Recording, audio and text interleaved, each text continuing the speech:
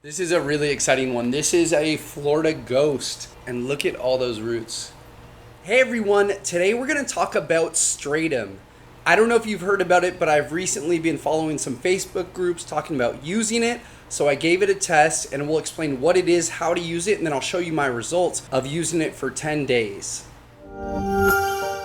Stratum is a media for planted tanks. This is by the brand Fluval, and it looks like this. There's these little kind of soft black pellets. It's often referred to in the plant community as black gold or plant caviar. I was told about it by some folks down in San Diego at the Albo show. So I decided to get a bag, and from the results, I'm pretty excited about it. So it's primarily used as a rooting media, and we'll show different ways how to use it here that I learned off of the Facebook group. It's pretty straightforward. Pretty much fill up a cup like this. This is just a sauce cup filled up with stratum. It's pretty expensive, so be careful. And it doesn't have drainage, so then you just add on little drops of water. I used a little pipette. So here are the results inside of my humidity dome after about 10 days. I'll start with the most impressive and go from there. This is Painted Lady Philodendron. It is really simple to clone or to propagate, and this was cut on the 24th. It's in a mixture of the stratum and the perlite, and as you can see the roots coming up there, and they're actually poking up and out of the media. So this was a stratum and perlite mix to kind of stretch the stratum media, because as you'll see, you can get it on Amazon, or you can get it from Petco. You can buy it in person at Petco also, at least in our area here in Southern California. But it's pretty expensive per bag. But yeah, this is Painted Lady Philodendron. Pretty easy to root, but 10 days in from cutting, I'm very impressed with the root growth on that one. And then I simply finished with a perlite top, and then I finished with LECA on the top to kind of stabilize the plant left and right. And here is a Standleyana Monstera, as well as a Monstera Albo that I threw in there. This was also on 5/24. I believe I put the Albo in a couple days after, but let's unpot this and see what it looks like. I can see a root down there already. So there we go. We have the Standleyana with a good little root coming out of the bottom with the stratum and perlite attached. 10 days in is very happy. So we've got a good start there. That's exciting. And then on the Albo, we don't have a lot going on. It has not rooted, but I believe I put this in the 25th or the 26th of May, about 8 days ago. We don't have a lot of action, but that kind of makes sense for Albo nodes. So I'll keep this back in stratum. This is a really exciting one. This is a Florida ghost from the 24th, and look at all those roots. Look at all those roots. A lot of roots down in the bottom too there. Fuzzy, healthy roots. And I've been having more struggles propagating Florida ghosts, so this is a really cool and exciting way to propagate in this media as opposed to perlite and moss and things of that nature. And here's another Florida ghost from the 24th that's in a mixture of stratum and perlite. And I'll uppot this now.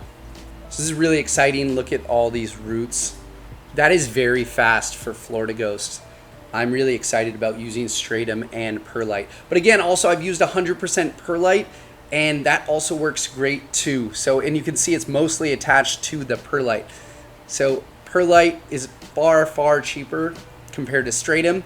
And here we have a white princess chunk that had some roots, but it wasn't doing great in LECA. So I pulled it out, and it looks like it's liking the stratum really well. So that's a great sign. It's putting out some new roots. But I'll put up now a bunch of the success stories people are having with stratum. From what I'm seeing, it kind of takes between like 10 and 30 days to see a lot of root growth and development, and that's pretty typical for rooting aroids. And there's a Burle Marx that typically propagates really easy, and you can see the cutting rotted off, and this is in a bit of a perlite and coconut husk mix. So this would be a typical rooting media, but maybe the humidity got a little too high for this plant. But I think that's kind of the essence of what stratum does, is it keeps back that bad biology and it kind of prevents that rot or root rot. So although it's pretty expensive for your specific plants that only kind of do well in that media, that might be the best bet. But being as expensive as it is on most of our plants, we're probably not going to use it at a greenhouse scale because we root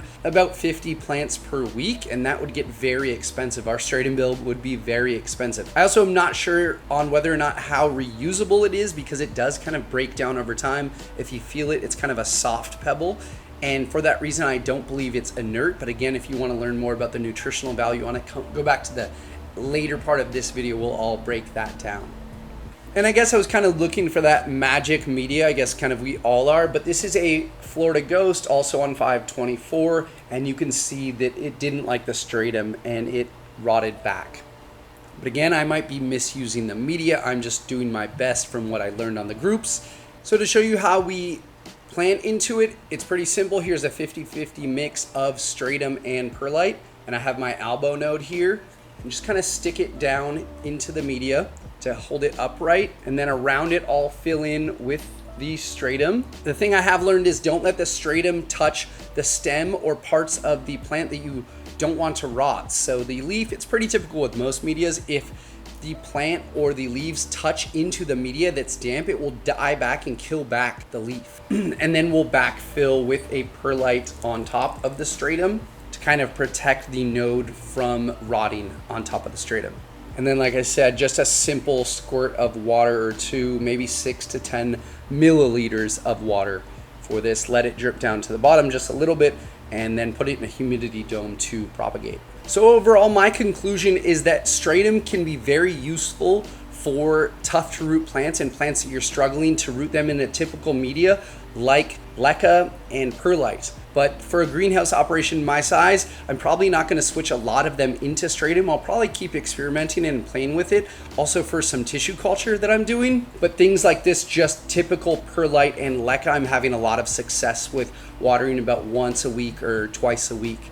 So I'll probably keep propagating in this mix or in our Aroid mix, but I will do some in the stratum. It is just very expensive and cost prohibitive. But for the average small hobbyist plant owner and plant parent, it might be fun to play around with a bag. But look at that Facebook group for more interesting ways how to use it and people's success stories with using it.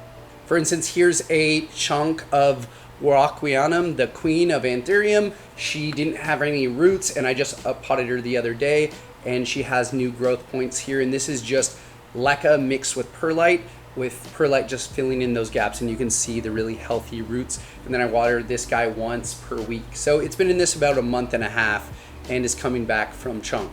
So you don't have to use everything with stratum, but you can use it, and it's a good way, again, to root those hard to root plants. And now we'll check out the nutritional value of stratum. So here's our baseline of filtered tap water, about 230 ppm. And pH is kind of 6.6 or so. Now we're gonna pour the filtered water over a new batch of stratum, kind of let it slurry up like that. I'll give it a bit of a gentle mix. We're trying to figure out how much salts or minerals are on the stratum at the base. But from what I've seen from the manufacturer, there are a small amount of nutrients, but you will eventually need to feed your plant with an NPK fertilizer. So there we have our stratum liquid. This is just filtered water that I put some stratum through. Checking the parts per million, we're almost to 300. So there is a little bit of mineral on the stratum that's going to feed your plant and help it root. But again, that's pretty much what it's for. It's pretty much a rooting media to me because it holds a lot of moisture compared to LECA or perlite and things of that nature. And then for pH, it looks to have brought the pH up ever so slightly, but kind of perfectly right at 7.0.